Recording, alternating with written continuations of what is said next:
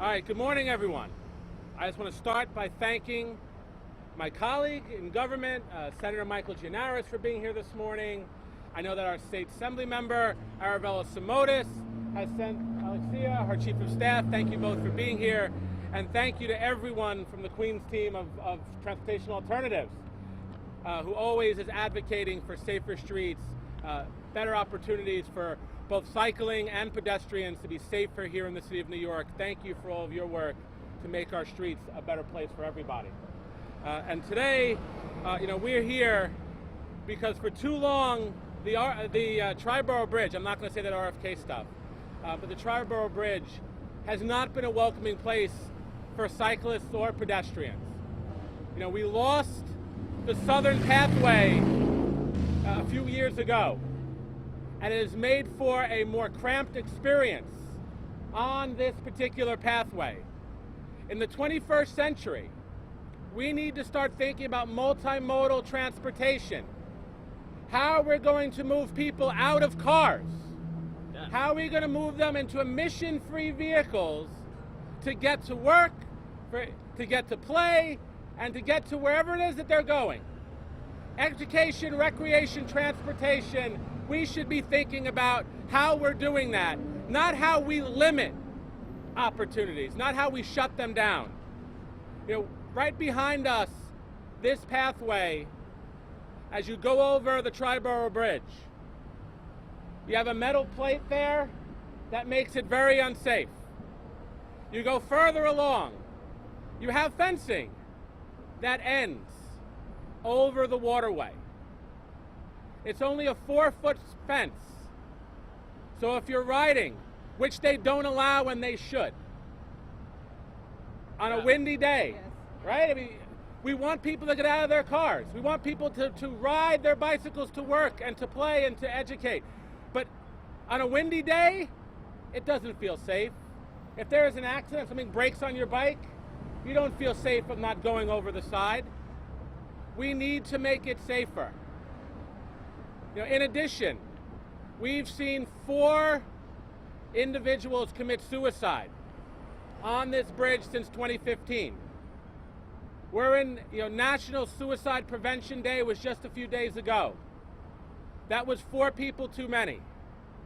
We need to make sure that this bridge is fully fenced along the entirety of the Triborough Bridge for everyone's safety. And frankly, we need to bring back the southern pathway.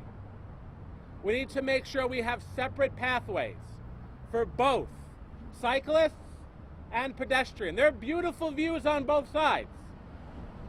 Let's make sure that we have fencing and pathways for both. This will make sure that in the 21st century, after we've done all of these improvements to make it easier for tolling and for cars to be on this bridge, and I know because I live just a few blocks away and I heard all that construction every night. We spend an awful lot of money to make it easier to toll this bridge. Let's make it easier for pedestrians to go across. Let's make it easier for cyclists to go across. That's going to make our streets safer. It's going to make our streets less populated with cars and make for a better Queens, a better New York City. So with that, I want to pass it over to my colleague, State Senator Michael Gianaris. Thank you. Thank you, and good morning. This is an important issue. Our infrastructure, both controlled by the city and the state, is far too focused on accommodating cars and vehicles and far too lax on protecting pedestrians and cyclists. And nowhere is that more evident than right here at the Triborough Bridge, where there's a path that is dangerous because there's not enough fencing, and they actually require you to get off the bicycle to even get on it to begin with. In the meantime, cyclists are dying in record numbers throughout the city because we are building our infrastructure for the cars that you see behind us, for the trucks that you see driving our streets, and not for the people who are getting around in increasing numbers by bicycle and by walking. I myself am a cyclist. I've used this bridge. I've cycled over the Queensboro and the Williamsburg and all the bridges we have throughout this city, and it is dangerous. It is dangerous. Cars are way too close, and when you hear people complaining about cyclists, let me just tell you right now, that is a bunch of nonsense. Because when you get hit by a car, you die. When you get hit by a bicycle, you may get injured, and yes, people should ride their bicycles safely, of course, but the consequences are very, very different. And never mind the fact that there's about 2,000 to 1 the amount of incidents that occur with cars versus incidents that occur with bicycles. So let's get our act together. Let's make sure our government focuses on keeping people safe, on making it easier to cycle around this city, which is both healthier for them and for the environment. And we're going to do what's necessary to make sure that on this bridge we get it right. Thank you. Thank you, Senator Gianaris. And I agree with you. At a time where they're spending in the billions for car infrastructure, the excuse that there isn't the money to do this, let me just say that now. If that's going to be the response, if the money is not there, that's a lack of priority on government's part. That's a lack of recognition of what needs to be going on right now in the 21st century, moving people out of cars. And if we're going to keep spending billions on car infrastructure and say that whatever it's going to cost to make this work is not worth it, it's a lack of governmental priorities, and it's not where we need to be. And frankly, this is a bridge that connects 3 boroughs, thus the name Triborough Bridge. It should be pretty easy to get to the Queens, get to Bronx, get to Manhattan, Randall's Island by bicycle and by walking. With that, I'd like to turn it over to Juan Restrepo? Yeah, from Transportation Alternatives. Hi everyone, my name is Juan Restrepo. I'm the Queens organizer for Transportation Alternatives. I first want to start off by thanking all of the different elected officials and the representatives here, Councilmember Costa, Constantinides, Senator Gianaris, and Alexia from Assemblymember Smodis' office. It's great to see that we have a groundwell of support for fixing what I would consider to be one of the less seen infrastructure issues here in Queens. The Triborough Bridge has some of the nicest views of the East River, but with those nice views come a very harrowing... Hell yeah! All right, come join us. All right.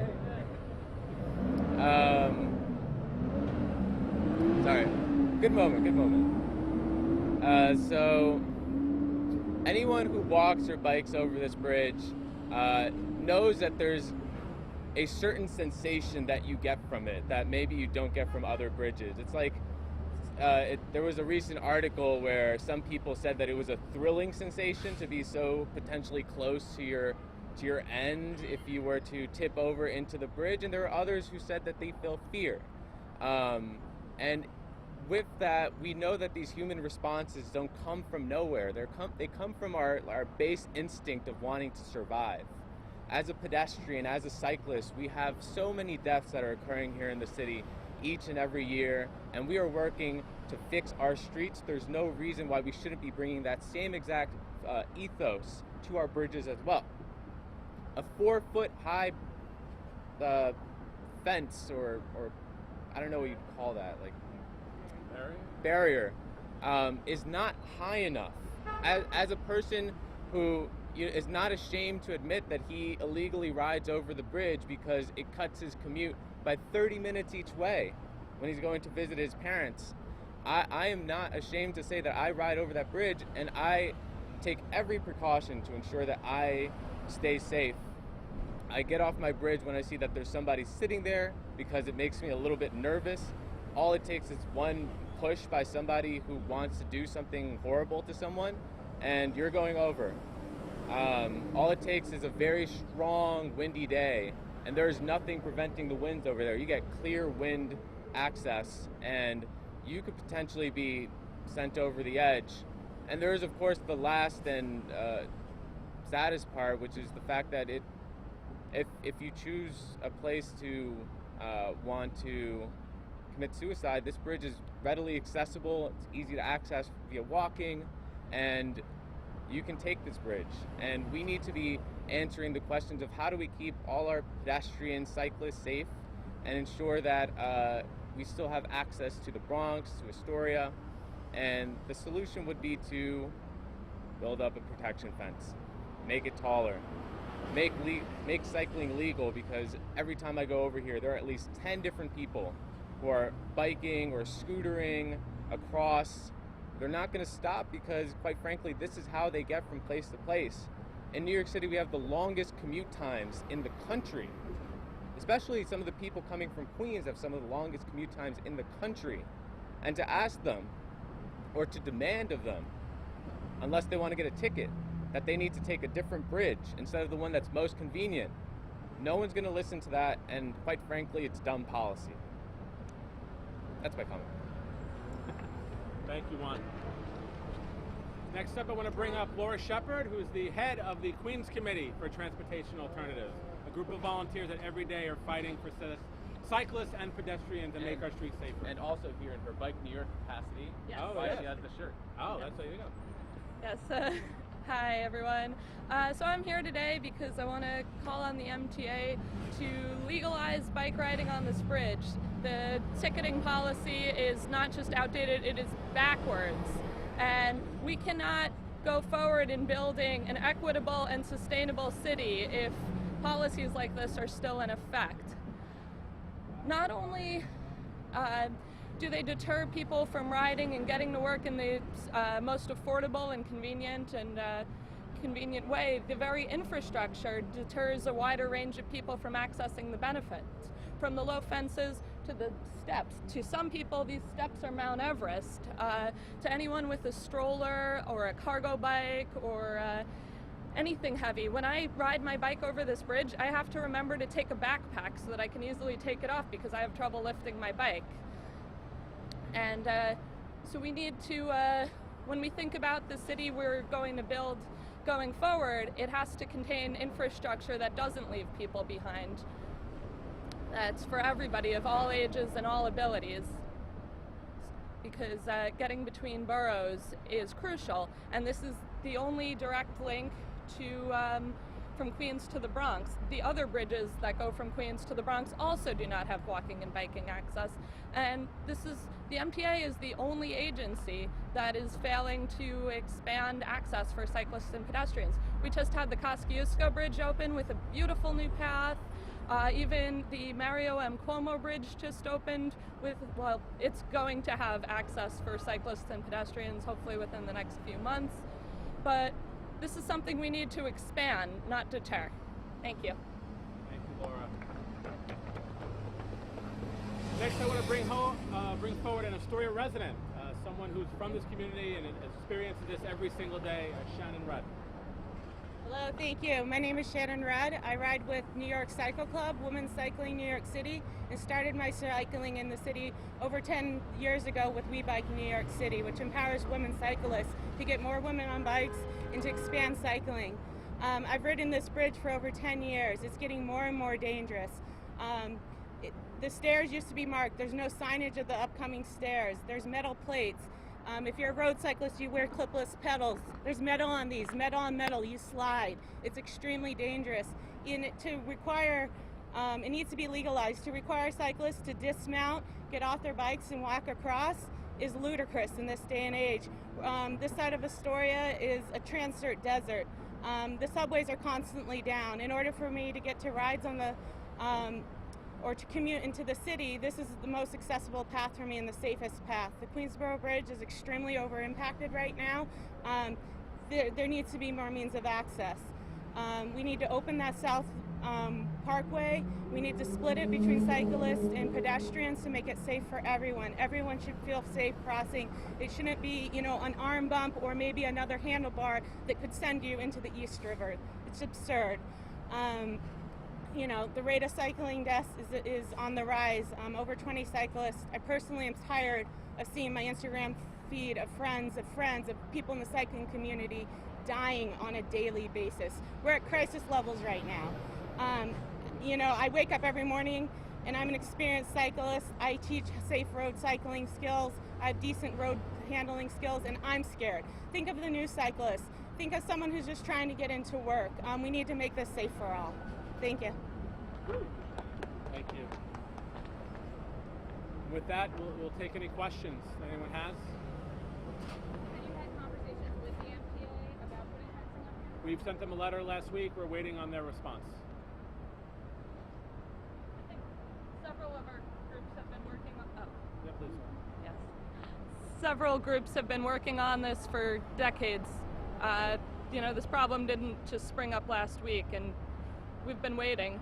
How long has it been an issue? Yeah, forever. Since the bridge Yeah, since the bridge. They're trying to get funding for this in the next capital plan, like The MTA capital plan is going to be billions and billions of dollars. We're talking about a fence. It's a fairly modest cost for the MTA. If we're talking about now reopening the southern access, that would cost some more money, but it's a drop in the bucket compared to the tens of billions of dollars that the capital plan will involve. Given that New York City is a sort of go-forward city with bike lanes, pedestrian walls, have you had any feedback from City Hall regarding this? I mean, look, not yet, but I believe that this is in the vein of everything we're working on, right? Like we're here to make our streets safer. We're here to make sure we cut emissions and getting people out of cars and to break the car culture. All of that is accomplished by making it easier to cycle and walk in the city of New York. So we're going to continue those conversations. Can you talk more about why the southern parkway was closed in the first place? I haven't gotten clarity yet. I know a little. Steve, please. Hi, Steve Schofield, Transportation Alternatives. When there was some capital work done on the bridge maybe 10 years ago, they added a fifth lane to accommodate the exit onto 29th Street when that was reworked. The fifth lane on the south side of the bridge was built where the south outer roadway walkway was, so that's where it went. So would you need to take a lane of traffic to... Perhaps, yeah. But the bridge worked perfectly well with the 4 lanes for like 60 years, so. All